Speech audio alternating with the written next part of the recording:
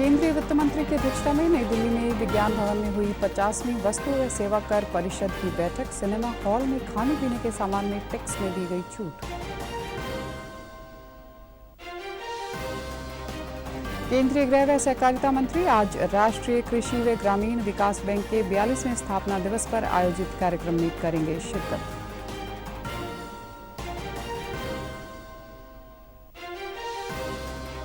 और हरियाणा के उप मुख्यमंत्री दुष्यंत चौटाला ने जल भराव प्रभावित गांवों का किया दौरा। अधिकारियों को राहत व बचाव कार्यों में तेजी लाने के दिए निर्देश। नमस्कार, चंडीगढ़ से आपका स्वागत है। मैं हूं आरजू। अब समाचार विस्तार से। जीएसटी परिषद की 50वीं बैठक कई मायनों में खास रही। इस मौके पर वित्त मंत्री निर्मला सीतारमण ने जीएसटी काउंसिल पर डाक टिकट भी जारी किया। परिषद में ऑनलाइन गेमिंग, कसिनो और हॉर्स रेसिंग पर 28% जीएसटी को मंजूरी दी और साथ ही कैंसर समेत कुछ गंभीर रोगियों की दवाइयों पर टैक्स छूट का फैसला किया। Online gaming, horse racing and casinos will be taxed. They will be taxed at 28%. They are cancer-related drugs, rare medicines for rare diseases, and food products for special medical purposes. These are three items on which exemptions have been provided. उन्होंने कहा कि cinema hall में खाने पीने के सामान में tax छूट दी गई है, जिसके बाद सिनेमा हॉल में खाने पीने के सामान सस्ते हो जाएंगे।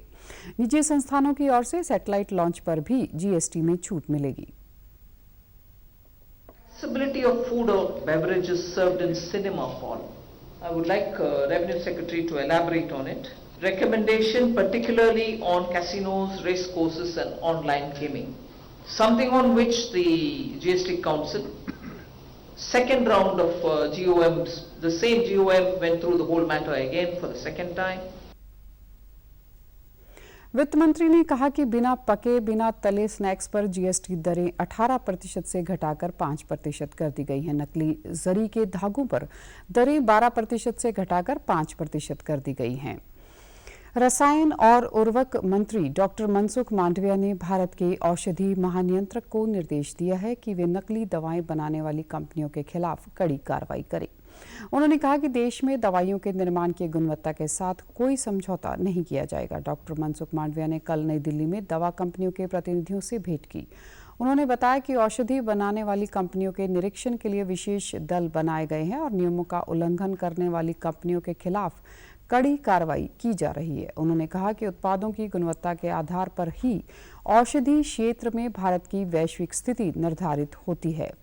दवा उत्पादों की उच्चतम गुणवत्ता सुनिश्चित करने के लिए नियामक प्राधिकारियों ने जोखिम आधारित निरीक्षण और संयंत्रों की जांच का काम शुरू किया है। उन्होंने बताया कि 137 कंपनियों का निरीक्षण किया गया और 105 के खिलाफ कार्रवाई की गई। हरियाणा के उप मुख्यमंत्री दुष्यंत चौटाला आज अंबाला के जल भराव प्रभावित ग्रामीण इलाकों का जायजा लेने ट्रैक्टर से पहुंचे, जहां उन्होंने अधिकारियों से हालातों का जायजा लिया। इस दौरान उन्होंने अधिकारियों को एयरफोर्स से मदद लेने के निर्देश दिए। उन्होंने अधिकारियों को राहत एवं बचाव कार्य तेज करने के अलावा अन्य जिलों से नाव मंगवाने व तिरपालों की व्यवस्था करने के निर्देश भी दिए। उन्होंने कहा कि बुजुर्गों, बच्चों और महिलाओं पर विशेष ध्यान दिया जाए। जहां नाव से संभव न हो वहां हेलीकॉप्टर से राशन व जरूरी सामान पहुंचाया जाए। इस दौरान दुष्यंत चौटाला ने ग्रामीणों से बातचीत की।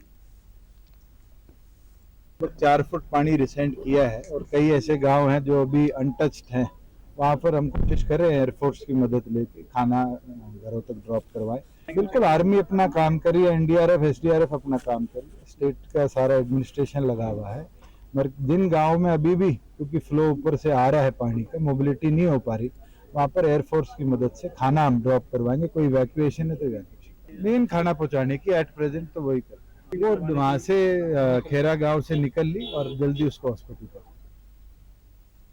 उप मुख्यमंत्री के साथ प्रशासनिक अमला भी रहा। इस दौरान अंबाला के डीसी डॉक्टर शालीन ने बताया कि अभी जल स्तर कम हुआ है, जिससे मदद तेज की गई है। अंबाला पुलिस भी सेना व एनडीआरएफ के साथ मिलकर लोगों को रेस्क्यू कर रही है। अंबाला हिसार मार्ग को छोड़कर सभी हाईवे खोल दिए गए हैं।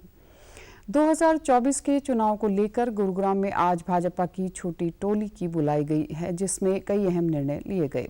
इस दौरान मुख्यमंत्री मनोहर लाल, प्रदेश अध्यक्ष ओपी धनखड़, प्रदेश प्रभारी विप्लव देव और तीनों संगठन मंत्री शामिल रहे। बैठक के बाद प्रदेश अध्यक्ष ओपी धनखड़ ने बताया कि 2024 के लोकसभा चुनाव को लेकर संगठन पूरी तरह तैयार है और आने वाले दिनों में सभी मोर्चों की अलग अलग ड्यूटी लगाई जाएगी। 22 जुलाई को हम पूरे हरियाणा के मंडल अध्यक्ष और जिला अध्यक्षों की एक संयुक्त बैठक आगामी कार्यक्रमों को गति देने के लिए वो हिसार में करने जा रहे हैं। पार्टी उसके लिए तैयार है। जो ही सरकार अनाउंस करेगी हम लड़ने के लिए पूरे तैयार हैं और अगले थोड़े समय में ही 5 चुनाव और भी आएंगे। हिसार, रोहतक, सोनीपत, करनाल, यमुनानगर। संगठन पूरी तरह से तैयार है। जो ही चुनाव आयोग डेट घोषित करेगा हम पूरी तरह से तैयार। उन्होंने बताया कि 22 जुलाई को हिसार में सभी मंडल अध्यक्षों, विस्तारकों और जिलाध्यक्षों की एक बैठक की जाएगी, जिसमें संगठन को पूरी तरह से मजबूती के साथ मैदान में उतारने पर भी मंथन किया जाएगा। केंद्रीय गृह व सहकारिता मंत्री अमित शाह आज राष्ट्रीय कृषि व ग्रामीण विकास बैंक के 42वें स्थापना दिवस पर आयोजित कार्यक्रम में मुख्य अतिथि होंगे। कार्यक्रम में माइक्रो एटीएम व रुपे किसान क्रेडिट कार्ड के जरिए दुग्ध सहकारी समितियों के डिजिटली रूप से पायलट प्रोजेक्टों की औपचारिक शुरुआत की जाने की तैयारी है। कार्यक्रम के तहत क्लाइमेट फाइनेंस और री इमेजिनिंग को कोऑपरेटिव्स पर परिचर्चाओं का आयोजन होगा। इस कार्यक्रम में सरकार के वरिष्ठ अधिकारी, बैंकर्स, अग्रणी कंसल्टेंसी कंपनियां और अन्य हितधारक हिस्सा लेंगे। नई दिल्ली के प्रगति मैदान स्थित अंतर्राष्ट्रीय प्रदर्शनी सह कन्वेंशन सेंटर में आयोजित इस कार्यक्रम में केंद्रीय वित्त राज्य मंत्री भागवत किशन राव कराड़, केंद्रीय गृह राज्य सचिव अजय कुमार भल्ला, सहकारिता मंत्रालय से सचिव ज्ञानेश कुमार, वित्त विभाग के सचिव डॉक्टर विवेक जोशी और भारत सरकार की अंतर्राज्यीय परिषद की सचिव अनुराधा प्रसार भी हिस्सा लेंगी। हरियाणा के राज्यपाल व भारतीय रेड क्रॉस सोसाइटी के राज्य शाखा प्रधान बंडारू दत्तात्रेय ने प्रदेश के सभी स्कूलों में रेड क्रॉस द्वारा 3300 निःशुल्क फर्स्ट एड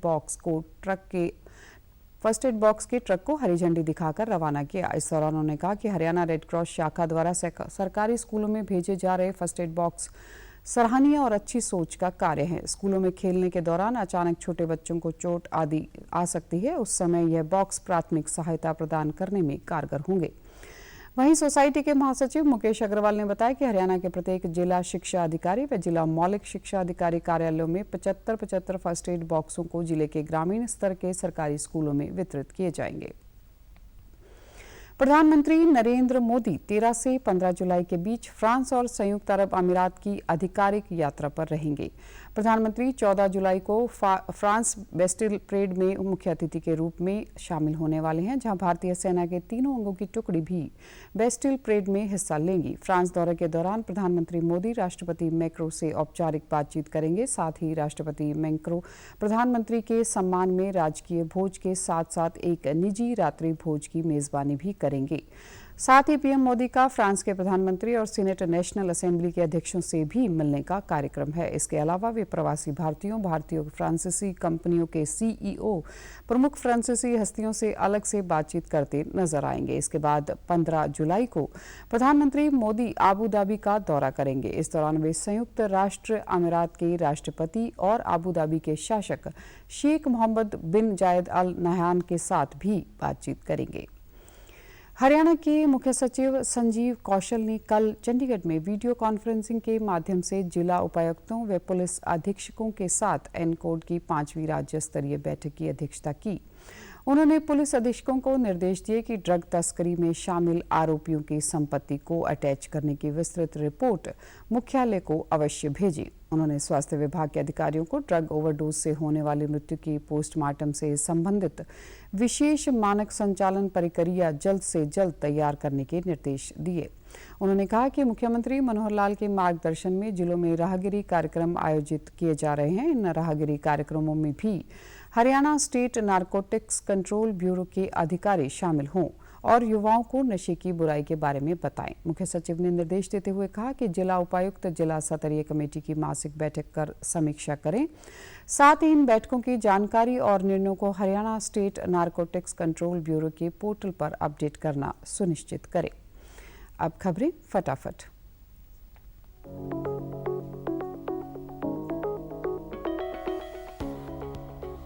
सरकार ने 2025 से बनने वाले ट्रकों के कैबिन में एयर कंडीशनर सिस्टम अनिवार्य बनाने की सूचना का मसौदा किया जारी। अपराध और सुरक्षा के बारे में G20 सम्मेलन कल से गुरुग्राम में होगा शुरू। केंद्रीय गृह मंत्री अमित शाह करेंगे उद्घाटन सत्र को संबोधित। पंजाब में बाढ़ से निपटने के लिए सरकार ने 33 करोड़ 50 लाख रुपए किए जारी। राजस्व मंत्री ने कहा, सरकार प्रभावितों की हर संभव मदद में जुटी। हरियाणा के मुख्यमंत्री मनोहर लाल ने प्रधानमंत्री नरेंद्र मोदी से मुलाकात कर अरावली, सफारी और रेवाड़ी एम्स के शिलान्यास के लिए किया आमंत्रित। और आप हमारे समाचार YouTube channel DD news Chandigarh, Facebook DD news Chandigarh और Twitter handle DD news CHD पर भी देख सकते हैं। इसी के साथ चंडीगढ़ से समाचारों का सिलसिला समाप्त होता है। नमस्कार।